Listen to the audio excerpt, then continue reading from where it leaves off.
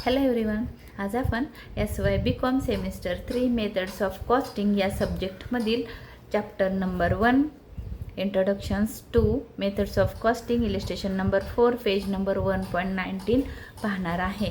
सर्वात प्रथम आपण क्वेश्चन रीड करून घेऊया. The classified information summarized below has been taken from the cost records of Lajoyev as musical instrumental works in Mulud. In respect of job number 47 undertaken during the financial year 2024-25, म्हणजे त्यांनी आपल्याला असं सांगितलेलं आहे एक लाजवाब म्युझिकल इन्स्ट्रुमेंटचं काम आहे मुलुंडमध्ये. त्यांना काम मिळालेलं आहे. जॉब नंबर आहे 47 म्हणजे कामाचा नंबर आहे. Undertaken during the financial year 2024-25, तर 2024-25ची आपल्याला इन्फॉर्मेशन इथं दिलेली आहे त्यांनी. खूप सोपा क्वेश्चन आहे, थोडा काळजीपूर्वक करूया आपण. इथं लिहिलं डिफेक्टिव्ह मटेरियल रिटर्न्स. आता तुम्हाला ही गोष्ट मी काही ह्याचे जे कॉस्ट शीटचे जे फॉर्मॅट आहेत हे ह्या अगोदरच्या व्हिडिओमध्ये मी टाकलेले आहे, तर ते व्हिडिओ तुम्ही बघा म्हणजे तुम्हाला कॉस्ट शीट कशी तयार होते ते कळेल. तर तत्पूर्वी मी तुम्हाला एक गोष्ट सांगणार आहे. इथं आपण इथं वर्किंग नोट एक करून घेऊया. क्वेश्चन रीड करतच वर्किंग नोट्स मी फक्त तुम्हाला समजवण्यासाठी करते इथं. तर आपण जे डायरेक्ट मटेरियल कसं काढतो बघा. डायरेक्ट मटेरियल तर ह्याच्यामध्ये एक असतं opening stock of raw material.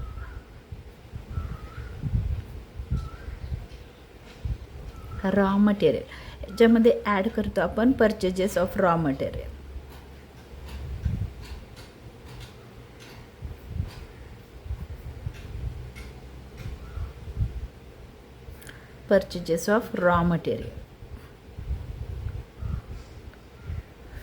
म्हणजे ह्याच्यामध्ये आपण काय करतो हे ॲड करतो. इथं येतं ह्याच्यामध्ये ॲड करतो एक्सपेन्सेस ऑफ परचेज एक्सपेन्सेस, म्हणजे खरेदी करताना आलेला खर्च आपण ह्याच्यामध्ये ॲड करतो आणि ह्याच्यातून लेस करतो रिटर्न्स, परचेज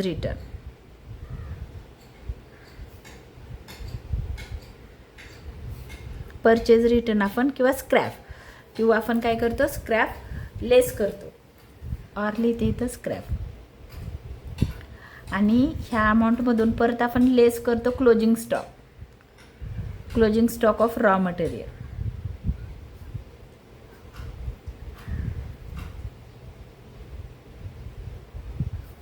आणि मग हे लेस करून जे येतं ह्याला आपण डायरेक्ट मटेरियल म्हणतो.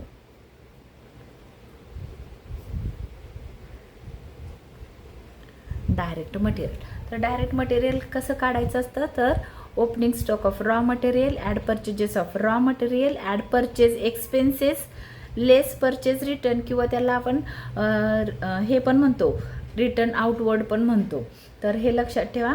तर रिटर्न केलेला गुड्स असेल तो, त्याच्यानंतर क्लोजिंग स्टॉक असेल रॉ मटेरियलचा तर तो लेस करतो आणि जी अमाऊंट येते त्याला आपण डायरेक्ट मटेरियल असं म्हणतो. तर ह्या क्वेश्चनमध्ये ह्याच पद्धतीनं तुम्हाला हे सॉल्व करायचं आहे. तर बघा त्यांनी इथं काय सांगितलं defective material returns. Defective material म्हणजे परचेज रिटर्न आहेत. तर हे काय होणार आहेत लेस होणार आहेत. कशातून तर ओपनिंग स्टॉकमधून. तर हे लेस होणार आहे.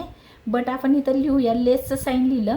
हे कशातून लेस होणार आहे तर डायरेक्ट मटेरियलमधून. हे कोणाच्या हेडमध्ये जाणार आहे तर डायरेक्ट मटेरियल, म्हणून मी इथं लिहिलं DM. त्याच्यातून लेस होणार आहे. हे लिहिले डायरेक्ट वेजेस पेएबल म्हणजे वेजेस द्यायचे राहिलेले आहेत. आउटस्टँडिंग वेजेस आहे. डायरेक्ट वेजेस म्हणजे इथे हे डायरेक्ट लेबरमध्ये, हे डायरेक्ट लेबरच्या हेडमध्ये जाणार आहे. चार्जेबल एक्सपेन्सेस ही आहे डायरेक्ट एक्सपेन्सेसच्या हेडमध्ये जाणार आहे. बघा इथं लिहिले रॉ मटेरियल परचेज. इथं लिहिले बघा परचेज ऑफ रॉ मटेरियल. तर रॉ मटेरियल परचेज केलं असेल तर ते डायरेक्ट मटेरियलमध्ये येतं, म्हणून मी इथं लिहिलं डायरेक्ट मटेरियलमध्ये हे ॲड होतं. म्हणजे ओपनिंग स्टॉक असेल तर त्याच्यात ॲड होतं, नसेल तर ते ॲज इट इज येईल. त्याच्यानंतर लिहिले प्रोडक्टिव्ह लेबर. हे येतं डायरेक्ट लेबरच्या अंडर. लेबर आहे. डायरेक्ट एक्सपेन्सेस ॲक्रूड म्हणजे हे ॲक्रूड म्हणजे आउटस्टँडिंग आहे. तर हे येतं डायरेक्ट एक्सपेन्सेसच्या अंडर, म्हणून मी लिहिलं DE. त्याच्यानंतर लिहिले कॅरेज अँड फ्राईट. हे परचेज एक्सपेन्सेस आहेत, म्हणून हे येतं डायरेक्ट मटेरियलच्या अंडर. डायरेक्ट मटेरियल हे लक्षात ठेवायचं आहे. ह्याच्यावरून तुमची प्राईम कॉस्ट बनणार आहे. कशामधून आपली प्राईम कॉस्टमध्ये काय काय येतं ते पण इथं दाखवते. प्राईम कॉस्टमध्ये येतं डायरेक्ट मटेरियल,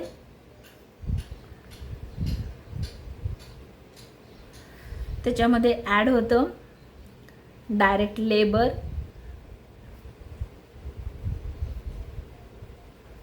त्याच्यामध्ये ॲड होतं डायरेक्ट एक्सपेन्सेस, आणि ह्या सगळ्याच्या टोटलला आपण म्हणतो प्राईम कॉस्ट. ह्या ज्या टोटलला आपण काय म्हणतो, प्राईम कॉस्ट. हे लक्षात ठेवा. हे काढायचं आहे पहिलं आपल्याला, आणि मग पुढं आपल्याला इन्फॉर्मेशन दिलेली आहे. Calculate value of job number 47 after considering. इथं सांगितलेलं आहे प्रोव्हिजन करा 12.5 म्हणजे 12.5%. तुम्ही 12.5 असं पण लिहू शकता. त्याला 12.5 लिहिलं आहे म्हणजे 12.5 असं लिहिलं आहे पर्सेंट म्हणजे 12.5, 12.5% असं पण तुम्ही लिहू शकता. 12.5% म्हणजेच इथं सांगितलं provision of 12.5% of work cost for selling cost. म्हणजे सेलिंग कॉस्ट जी आहे ती वर्क कॉस्टच्या 12.5% आहे असं सांगितलं. काय सांगितलं तर selling cost, selling and distribution आपलं खाली येतं म्हणून. तर हे वर्क कॉस्ट पहिली काढावी लागेल. वर्क कॉस्ट काढल्यावर सेलिंग कॉस्ट निघणार आहे. मग वर्क कॉस्टच्या लिहिलं आहे नीट बघा, वर्क कॉस्टच्या सेलिंग ऑन कॉस्ट 12.5% आहे. त्याच्यानंतर लिहिले provision of 40% of direct labour cost for work cost. Work cost कशी आहे तर फॉर वर्क कॉस्ट म्हणजे वर्क कॉस्ट कशी आहे, लेबर कॉस्टच्या 40% वर्क कॉस्ट आहे. परत एकदा नीट बघा, वर्क कॉस्ट म्हणजे फॅक्टरी कॉस्ट किती आहे तर लेबर कॉस्टच्या 40%. लेबर कॉस्ट म्हणजे काय येईल तर डायरेक्ट वेजेस पेएबल आणि प्रोडक्टिव्ह लेबर ह्यांची टोटल येईल. त्या टोटलवर त्याला आपण डायरेक्ट लेबर म्हणतो. मी इथं लिहिलेलं आहे बघा, डायरेक्ट लेबरची जी टोटल येईल त्याच्या 40% हे तुमची वर्क कॉस्ट आहे. वर्क कॉस्ट म्हणजे फॅक्टरी ओव्हरहेड्सची कॉस्ट आहे किंवा फॅक्टरी कॉस्ट आहे. त्याच्यानंतर सांगितलं प्रोव्हिजन ऑफ 7.5 म्हणजे 7.5% work cost on work cost for office cost. For office cost म्हणजे ऑफिस कॉस्टसाठी किंवा ऑफिस कॉस्ट कशी काढायची आहे, ऑफिस कॉस्ट काढायची वर्क कॉस्टच्या 7.5% असं सांगितलं आहे. म्हणजे ऑफिस कॉस्ट वर्क कॉस्टच्या 7.5% आहे. Profit to be realised on selling price 25% म्हणजे प्रॉफिट आहे 25% कशावर तर ऑन सेलिंग प्राईस म्हणजे सेलिंग प्राईस तुमची 100 आहे. हे आपण पुढे गेल्यानंतर सॉल्व करणार आहोत. सुरुवातीला आपण प्राईम कॉस्ट काढू, जी इन्फॉर्मेशन आपल्याला दिलेली आहे त्याच्या आधारे. तर प्राईम कॉस्ट कशी काढायची, direct material, direct labour, direct expenses ह्याच्या टोटलला आपण प्राईम कॉस्ट म्हणतो. मग डायरेक्ट मटेरियल कसं काढायचं तर direct material opening stock of raw material add purchases of raw material. तर ह्या क्वेश्चनमध्ये ओपनिंग स्टॉक दिलेला नाही म्हणून आपण direct purchase of raw material घेणार आहोत. इथं दिलं आहे बघा रॉ मटेरियल परचेज, इथून सुरुवात करणार आहोत. त्याच्यामध्ये ॲड होणार आहेत परचेज एक्सपेन्सेस की जे इथं दिलेत, कॅरेज अँड फ्लाईट वाहतुकीचा खर्च. त्याच्यानंतर आपण परचेज रिटर्न पहिलं दिलं आहे बघा, डिफेक्टिव्ह मटेरियल रिटर्न म्हणजे डिफेक्टिव्ह आहे, खराब आहे म्हणून ते आपण परत केलं तर ते लेस होणार आहे. क्लोजिंग स्टॉक तर क्लोजिंग स्टॉक दिलेला नाही त्यामुळे हे येणार नाही, त्याला आपण डायरेक्ट मटेरियल म्हणणार आहोत. तर आपण इथं लिहायला सुरुवात करू, ॲन्सर तयार करायला सुरुवात करू. तर ॲन्सर मी इथं तुम्हाला करून देते. पहिलं इथं पर्टिक्युलर्स लिहूया आपण. रुपीज अँड रुपीज असे 2 कॉलम तयार होतील. तर पहिलं आपलं येतं डायरेक्ट मटेरियल म्हणून इथं लिहिणार आहे मी. हवं तर मी तुम्हाला काळावं म्हणून रेड पेननी लिहिते, बट तुम्ही लिहायचं नाही रेड पेननी.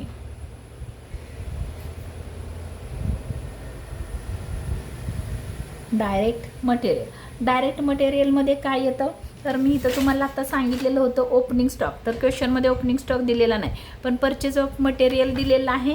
ते आपल्याला इथं सांगितलं आहे बघा, रॉ मटेरियल परचेज. तर आपण इथं लिहिणार आहोत रॉ मटेरियल परचेज. किती दिले बघा, परचेजेस दिलेले आहेत. आता इथं जरा काळजीपूर्वक बघा, अमाऊंट वर खाली होऊ शकते. 67,500 67,500 हे परचेस मटेरियल आहेत.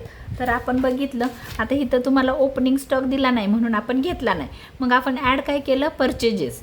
आता आपल्याला बघायचं आहे परचेज एक्सपेन्सेस आहेत का. तर इथं आहेत परचेज एक्सपेन्सेस, म्हणजे कॅरेज अँड फ्राईट हे परचेज एक्सपेन्सेस आहेत. म्हणून आपण इथं म्हणणार आहोत ॲड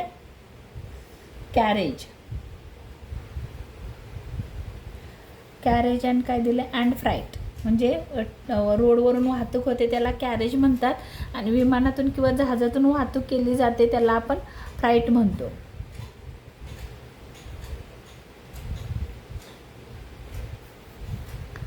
फ्राईटची व्हॅल्यू 3900 आपण याच्यात ॲड केलं. आता नीट बघा, 3900 झालं. आपण हे परचेज एक्सपेन्सेस ॲड केले. नंतर काय करतो, लेस करतो. स्क्रॅप म्हणजे आपल्याला ह्याची पहिली टोटल करावी लागेल आणि मग लेस करावं लागेल. तर आपण ह्याची टोटल करू, किती येते, 0 0 9 5 14 4 4 1 7 3 10 1 11 71,400. तर त्याच्यानंतर आपल्याला इथं लेस करायचं आहे डिफेक्टिव्ह मटेरियल रिटर्न केलं म्हणजे रिटर्न्स काय करायचे आहेत, परचेज रिटर्न आपल्याला लेस करायचे आहेत. म्हणून आपण इथं ह्याच्या खाली लिहिणार आहोत less defective material return.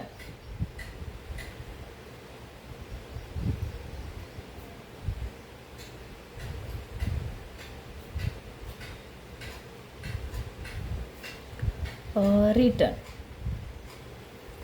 Amount आहे 1400. आता या क्वेश्चनमध्ये क्लोजिंग स्टॉक पण दिलेला नाही बघा. इथं कुठं क्लोजिंग स्टॉक दिला आहे का, किंवा closing stock of raw material तर नाही, क्वेश्चनमध्ये दिलेलं नाही. म्हणून ह्याला आपण मायनस करून काय करणार आहोत, इथं पण लिहू शकता तुम्ही 70,000. किती आलं, हे 0 झाले. इथं आपल्याला लिहायचं आहे 70,000 आणि ह्याला म्हणायचं आहे तुम्हाला डायरेक्ट मटेरियल. हे काय आहे, देअरफॉर डायरेक्ट मटेरियलची टोटल.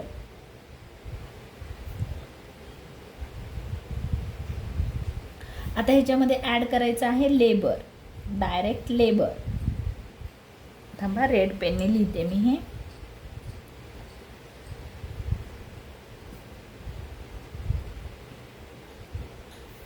त्याच्यामध्ये एक आहे डायरेक्ट लेबर. आता नीट बघायचं आहे, डायरेक्ट वेजेस पेएबल म्हणजे आहे डायरेक्ट लेबर.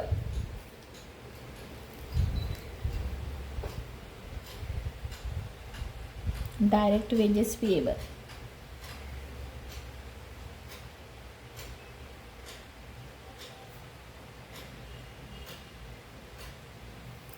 अमाऊंट आहे 3600. त्याच्यानंतर बघा अजून वेजेसमध्ये काय येतं, आपण DL कुठं लिहिलं आहे, इथं लिहिलं आहे प्रोडक्टिव्ह लेबर. हे आहे DM बघायचं किती आहे, तर 2 वेळाच आहे DL. तर मग DL म्हणजे डायरेक्ट लेबर, प्रोडक्टिव्ह लेबर.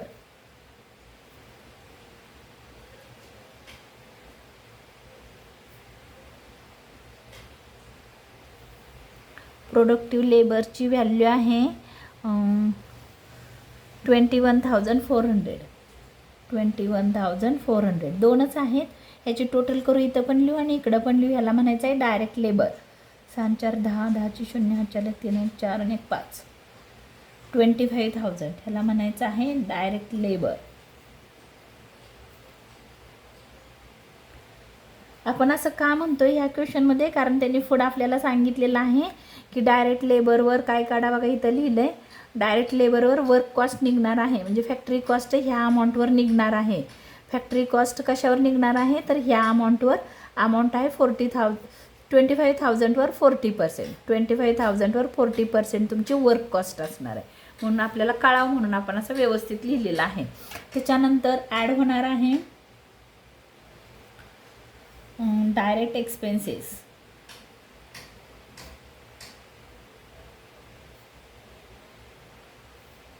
त्याच्यामध्ये एक आहे बघा इथं DE लिहिलेलं आहे पहिलं. हे नाही इथं चार्जेबल एक्सपेन्सेस.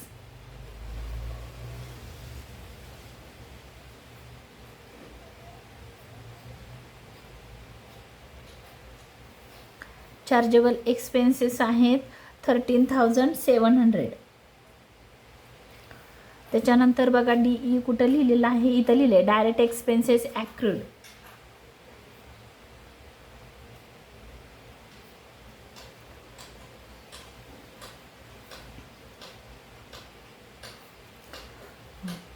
क्रूड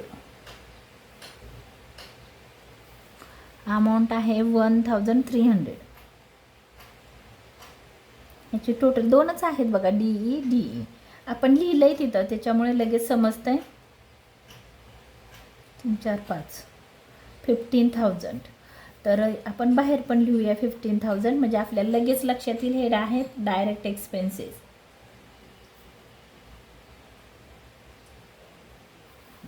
आता तुम्हाला कळालं, हे आहे डायरेक्ट मटेरियल, हे आहे डायरेक्ट लेबर आणि हे आहे डायरेक्ट एक्सपेन्सेस. डायरेक्ट एक्सपेन्सेसची अमाऊंट आहे 15,000.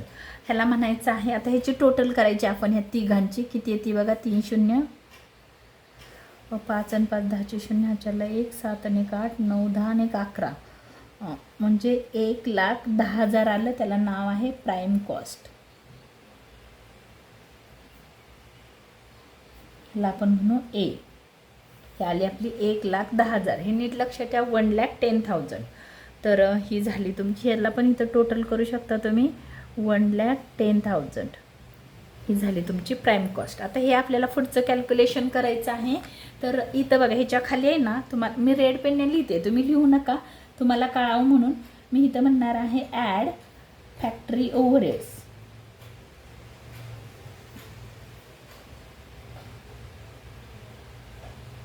Factory overheads.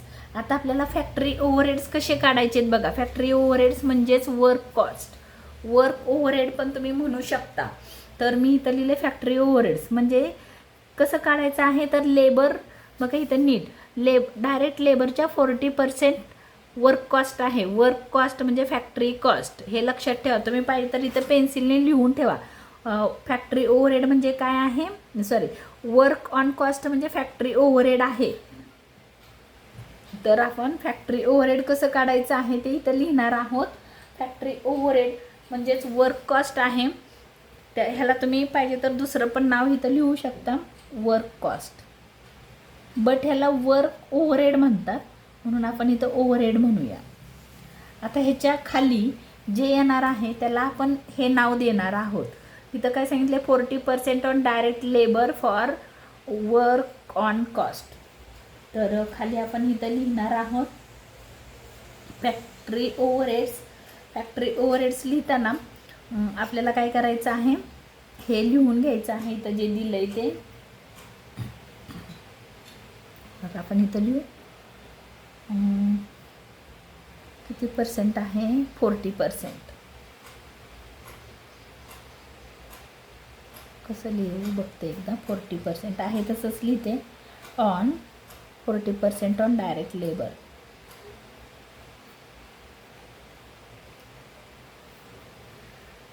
लेबरच्या 40%. आता आपल्याला इथं बघायचं आहे डायरेक्ट लेबर. बघा इथं हे डायरेक्ट लेबरची व्हॅल्यू आहे 25,000. 25,000वर 40%. 40% किंवा तुम्ही ह्यालाच असं पण लिहू शकता. बघा मी इथं ब्रॅकेट घालते, इज इक्वल टू 25,000 इंटू 40/100 असं पण तुम्ही लिहू शकता. आणि आपल्याला हे कॅल्सीवर करायचं आहे. कॅल्सीवर करून बघू किती येतं आहे. 25,000 इंटू 40/100 10,000. किती आली व्हॅल्यू, 10,000. डायरेक्ट लेबरवर हे जे 10,000 आले आपण इथं लिहूया 10,000.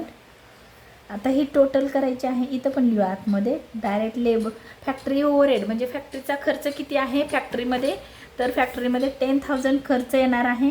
ह्याची टोटल आपण बाहेर काढू, किती येते बघा, 1,20,000. इथं पण येईल 1,20,000. आता ह्याला म्हणायचं आहे वर्क कॉस्ट. ह्याला काय म्हणायचं आहे, वर्क कॉस्ट. कॉस्ट म्हणजे खर्च, ह्याला म्हणू आपण बी. म्हणलं 1,20,000 ही तुमची वर्क कॉस्ट आहे. तर आपण वर्क कॉस्ट काढली. त्याच्यानंतर आपण ह्याच्यामध्ये ॲड करतो office overheads.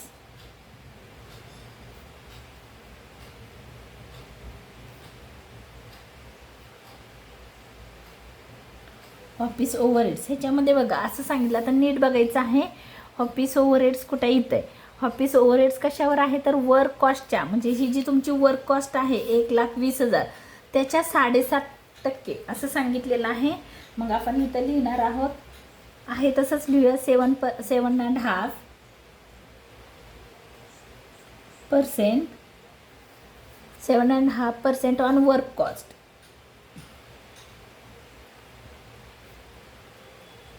On work cost. आता 7.5% म्हणजे 7.5%. बघा आपण इथं मी तुम्हाला दाखवलं होतं 7.5% म्हणजे किती 7.5% असं पण तुम्ही लिहू शकता. नाहीतर मग आहे तसं 7.5 हाफ म्हणजे कसं, हाफ म्हणजे अर्ध, तर तुम्ही ह्याला असं कन्वर्ट करू शकता. ह्याला जर तुम्हाला करून दाखवायचं असेल तर हे असेल, इथं दोघांचं मल्टिप्लाय असतं आणि इथं प्लस असतं. म्हणजे कसं येतं 2 × 7 + 1 / 2 म्हणजे किती येतं 7 × 2 = 14, 14 + 1 15 / 2 येतं. आणि 2ने ह्याला डिवाईड केलं की बरोबर तुम्ही कॅल्सीवर पण करू शकता. बघा इथं 15 / 2 7.5 येईल. तर आन्सर आहे 7.5. तर हे आहे 7.5%. असं पण तुमचं आन्सर येऊ शकतं. तर आता आपण इथं काय करू, 7.5 म्हणजे 7.5% वर्क कॉस्टच्या, वर्क कॉस्ट आहे ही. मग आपण इथं खाली ब्रॅकेट करू 1,20,000 × 7.5%. म्हणजेच ह्याला आपण कसं लिहिणार आहोत 1,20,000 × 7.5 / 100. इथं पर्सेंटचं साईन टाकलं, इथं टाकलेलं नाही, म्हणजेच हे ऑरमध्ये आलं. तर आपण ह्याचा आन्सर काढू 1,20,000 × 7.5 / 100 9,000. किती आला आन्सर 9,000. आपण इथं लिहिणार आहोत 9,000. हे ऑफिसचा खर्च आहे, तोच आपण इथं लिहिला. ह्याची टोटल खाली करणार आहोत 1,29,000 1,29,000. ह्याला म्हणायचं आहे तुम्हाला कॉस्ट ऑफ प्रोडक्शन. ह्याला आपण म्हणतो कॉस्ट ऑफ प्रोडक्शन.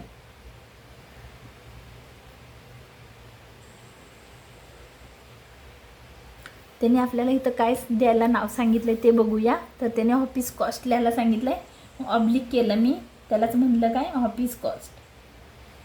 दोघातलं एक तुम्हाला कळावं म्हणून मी दोन्ही नावं दिलेली आहेत. हे आहे सी. किती आहे तर 1,29,000 ही तुमची ऑफिस कॉस्ट आहे. आता आपल्याला पुढं बघायचं आहे. बघा आपण काय काढलं, पहिलं प्राईम कॉस्ट काढलं. आपलं सिक्वेन्स कसं असतं, पहिलं प्राईम कॉस्ट काढतो, प्राईम कॉस्ट काढली, प्राईम कॉस्ट नंतर तुम्ही काय काढलं वर्क कॉस्ट काढलं, त्याच्यानंतर काय काढलं ऑफिस कॉस्ट किंवा कॉस्ट ऑफ प्रोडक्शन काढलं. याच्यामध्ये आपल्याला selling and distribution overheads add करायचे असतात. तर त्यांनी सांगितलेलं आहे सेलिंग अँड ओव्हरहेड्स. बघा हे सांगितलेलं आहे सेलिंग ऑन कॉस्ट वर्क कॉस्टच्या. बघा काय सांगितलं आहे वर्क कॉस्ट. वर्क कॉस्ट कुठं आहे, इथं आहे. वर्क कॉस्टच्या 12.5% सेलिंग एक्सपेन्सेस आहेत किंवा सेलिंग ओव्हरहेड्स आहेत. Selling overheads 12.5%. तर नीट बघा काय सांगितलं, वर्क सेलिंग एक्सपेन्सेस किंवा सेलिंग ऑन कॉस्ट. बघा सेलिंग ऑन कॉस्ट वर्क कॉस्टच्या 12.5% आहे. म्हणजे ह्याच्यामध्ये आपण खाली ॲड करणार आहोत ॲड सेलिंग ओव्हरहेड्स.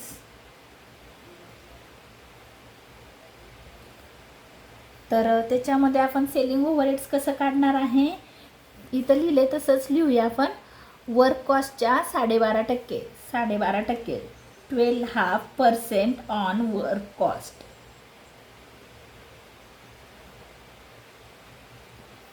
आता आपल्याला माहिती आहे वर्क कॉस्ट किती आहे, इथं नीट बघायची. वर्क कॉस्ट आहे 1,20,000, 1,20,000 वर 12.5%, 1,20,000 × 12.5% म्हणजे 12.5, 12.5%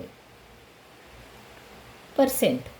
12.5% म्हणजे कसं तर 12.5% म्हणजेच कसं लिहाल तुम्ही ह्याला 12.5/100 असं पण लिहू शकता ह्याला. तर हे लक्षात ठेवा, इथं लिहायचं आहे × 12.5%. म्हणजेच कसं लिहिणार आहात 1,20,000 इंटू 12.5/100 असं लिहिणार आहात. ह्याला आपण ब्रॅकेट घातला, याची व्हॅल्यू फाइंड करूया. 1,20,000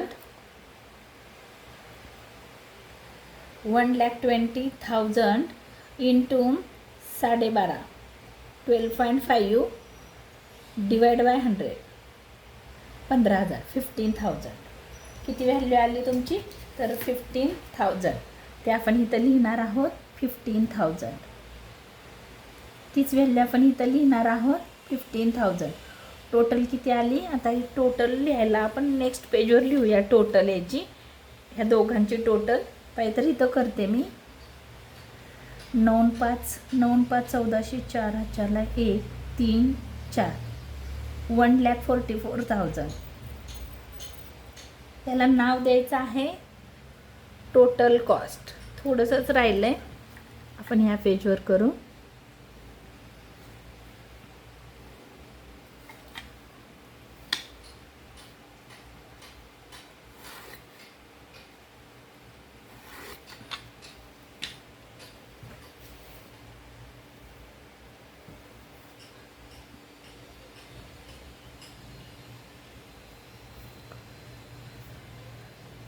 ह्याला आपण ह्या टोटलला नाव देणार आहोत टोटल कॉस्ट. टोटल कॉस्ट म्हणजे एकूण आलेला खर्च, त्याला आपण डी म्हणणार आहोत. डी. टोटल कॉस्ट आहे 1,44,000. आता आपल्याला त्यांनी काय सांगितलं आहे क्वेश्चनमध्ये बघा, इथं सांगितलेलं आहे की प्रॉफिट किती आहे? Profit to be realised on selling price. बघा आता हे महत्त्वाचं आहे, मी तुम्हाला इथं वर्किंग करून दाखवते ह्या पेजवर. ऑन सेलिंग प्राइस, ऑन लिहिले, ऑन सेलिंग प्राइस म्हणजे सेलिंग प्राइस किती आहे? सेलिंग प्राइस आहे 100, कारण ऑन शब्द आहे सेलिंग प्राइस. जर समजा असं लिहिलं असतं ऑन कॉस्ट, तर कॉस्ट प्राइस असते तुमची 100. फॉर्म्युला आहे selling price is equal to cost price plus profit. Plus profit. तर आता आपल्याला प्रॉफिट सांगितलेलं आहे बघा इथं 25%, म्हणजे 25. जर समजा सेलिंग प्राइस 100 असेल तर प्रॉफिट तुमचा 25 आहे. 100 मायनस 25 म्हणजे आलं 75. कॉस्ट प्राइस आहे तुमची 75. कशी काढली तर अशी, ह्याच्यातून हे मायनस केलं. मग कॉस्ट प्राइस एवढी आहे, प्रॉफिट एवढा आहे, ह्या दोन गोष्टी माहीत आहेत. आणि आपल्याला इथं पण टोटल कॉस्ट म्हणजे कॉस्ट प्राइस. कॉस्ट प्राइस आहे 1,44,000. तर तुम्हाला प्रॉफिट किती झाला हे तुम्ही काढू शकता, म्हणून आपल्याला ह्या गोष्टी माहीत आहेत. मग कॉस्ट प्राइस प्लस, आणि इकडे 2 कॉलम करूया प्रॉफिट.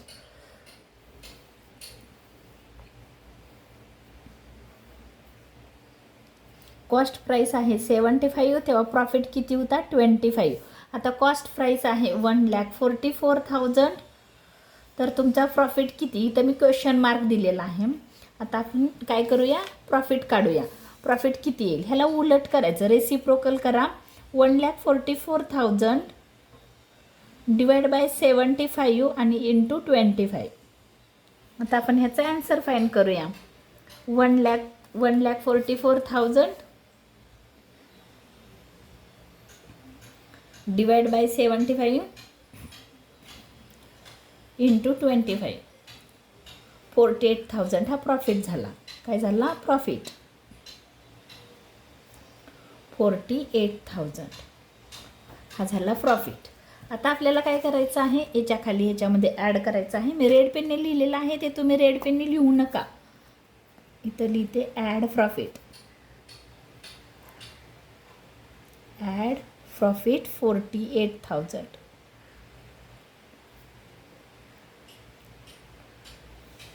ह्याच्या टोटलला आपण सेल्स म्हणणार आहोत. म्हणजे माल कितीला विकला, खर्च आला एवढा, प्रॉफिट झाला एवढा. 8 आणि 4 12, 2 हाताला 4 आणि 4 8 आणि 1 9, 1,92,000 ही झाली तुमची सेलिंग प्राइस. याला तुम्ही देअरफॉर सेल्स म्हणू शकता. सेल्स. क्वेश्चन आपला इथं संपलेला आहे. हा माझा व्हिडिओ तुम्हाला आवडला असेल तर लाईक करा, शेअर करा, सबस्क्राईब करा, कमेंट करायला विसरू नका. धन्यवाद.